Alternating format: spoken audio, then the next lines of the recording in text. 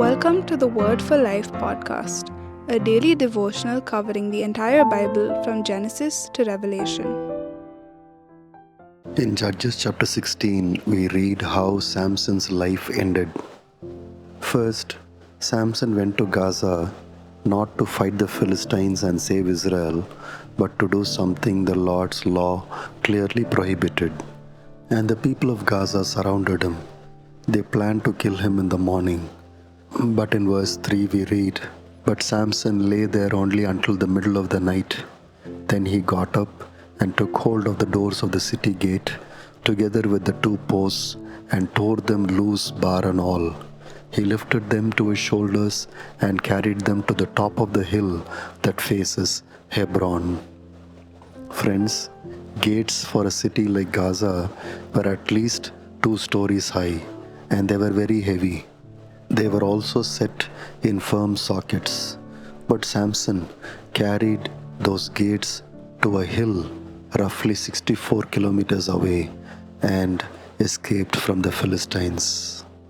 But verse 4 says, "Sometime later, Samson fell in love with a Philistine woman named Delilah. And the Philistine rulers offered 28 kilograms of silver each to Delilah for her to find out the secret of Samson's great strength." And in verse 6 we read, "So Delilah said to Samson, 'Tell me the secret of your great strength and how you can be tied up and subdued.' But 3 times Samson gave her the wrong answer and deceived her and the Philistines. But Delilah did not give up. In verse 16 we read that she nagged him daily.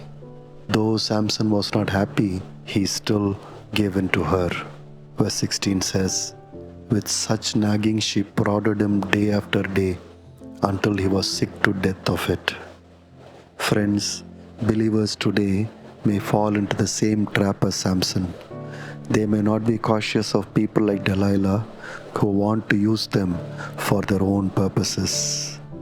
You see, Samson thought that Delilah was giving him a great life. The sad truth was, Delilah was using him to get rich.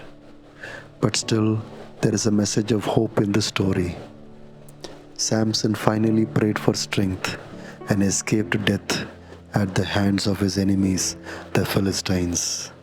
Friends, God listens to us also when we come to realize our mistakes. He will help us when we call out to Him. He will help us overcome and even bring us back to His purpose and plan. Thanks for listening. We'll see you tomorrow for the next episode of the Word for Life podcast.